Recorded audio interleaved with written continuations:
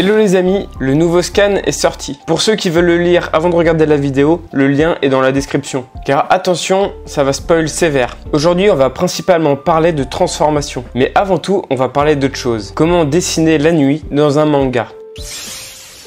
Faire un paysage de nuit a été pour moi un défi ces 2 dernières semaines. Je savais pas, mais ça prend beaucoup de temps. Et c'est la première fois que je faisais ça, du coup j'ai dû lire quelques mangas pour voir comment ils faisaient. Petite dédicace à Tokyo Revenger qui m'a beaucoup aidé. J'ai dû poser une trame grise sur chaque planche pour créer l'obscurité ambiante. Mais pour que les personnages et les bulles ressortent, j'ai dû les détourer et effacer la trame qui était sur eux. Ensuite, ce qu'il faut faire, en tout cas ce que j'ai fait, c'est qu'il faut mettre des ombres très marquées partout. Mais pas des ombres qui vont très loin, parce que ça c'est quand il y a un soleil qui est assez bas. Donc on les fait proches des objets, mais très marqués. Autant vous dire que c'était galère. Bon, pas autant que tous les petits galets que j'ai dû dessiner un par un sur beaucoup de planches. Pourquoi j'ai choisi une planche de galets, je ne sais pas. Et dans ma tête, c'est un petit peu comme ça. Et Antoine va-t-il réussir à dessiner les 3 milliards de galets de la plage en moins de 2 heures? Ça fait maintenant 30 minutes qu'il y est. 1 heure, il se rapproche bientôt de l'objectif. 1h30, c'est très bien. 3 heures, le petit Antoine est à la bourre. Il va louper la 3e mi-temps. 3 jours maintenant, il a réussi à faire ses 4 milliards de galets.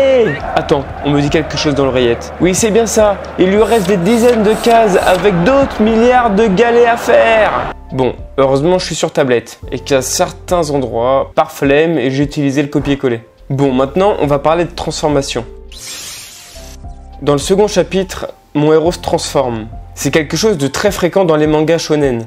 Moi perso, quand on me dit shonen et transformation, ça me fait tout de suite penser à Pokémon, à Dragon Ball Z. Oui, le bien célèbre manga où Sangoku se transforme en Tortank, en singe géant. Puis ensuite en Super Saiyan avec ses incontournables coiffures ultra résistantes. Top fixation béton, numéro 1 des gels. Bon, il n'y a pas que des BZ. Par exemple, on peut parler de la malédiction de Sasuke, ou alors Naruto et Kyuubi, ou encore Sukuna dans Jujutsu Kaisen. Il y a aussi Luffy en Gear 4 et 5. Enfin bref, il y en a plein. J'avais donc envie que moi aussi mon personnage ait une transformation. Et c'est un ange, donc quoi de mieux que le transformer en son opposé, le diable. Je lui ai pas mis que pointu pour pas faire trop cliché, et aussi parce que je trouve ça pas très joli. J'ai gardé le cliché de la couleur peau rouge qui viendra remplir partiellement le corps du héros.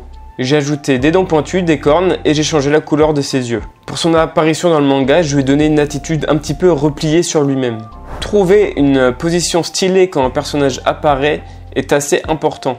Mais les transformations ont souvent des conditions. Par exemple, la colère du Super Saiyan. Dans mon cas, j'ai décidé que ce serait à la vue du sang que Malo se transformerait en diable. Et voilà, j'ai fait la transformation de mon personnage. Un petit commentaire pour me dire ce que vous en pensez? Bon, on a parlé de plein de trucs, mais il y a aussi l'arrivée du premier adversaire de Malo. Le héros allait atteindre son objectif, mais ce personnage servira d'obstacle, parce qu'il faut des rebondissements. Si c'est trop facile au héros de réaliser ses quêtes, ses objectifs, l'histoire manquera affreusement de suspense. Et aussi parce qu'on aime bien les bonnes bastons des familles dans les mangas. Bon, sachant que ce sera un adversaire, je lui ai fait le regard assez méchant, en lui donnant une légère forme tranchée qui donne naturellement une expression un peu de colère. On dit souvent que les yeux c'est très important dans les mangas. Avec ce personnage, je voulais aussi accentuer l'univers que j'avais créé. Mi-ange, mi-humain. Pour ceux qui veulent savoir en détail comment j'ai créé mon univers, je vous invite à aller voir ma vidéo précédente qui explique ça. Donc pour faire ça, je lui ai donné des vêtements très humains, l'imperméable et le short. Et je lui ai ajouté un tissu grec autour de la taille, des sandales et des armures sur les jambes. Et voilà, j'avais créé le premier adversaire de mon personnage. Je n'ai encore pas trouvé de nom. Donc si vous avez des propositions par exemple, vous pouvez me les proposer. Et voilà, j'avais mon 2e chapitre. J'espère qu'il va vous plaire et que vous trouverez pas que mon héros fait que de courir pendant tout le chapitre. Bon, parce que c'est un petit peu ça, c'est vrai. Sur ce, un max de pouces bleus, un max d'abonnements pour un max d'encouragement. On se retrouve la prochaine fois pour une nouvelle vidéo. À la prochaine, ciao.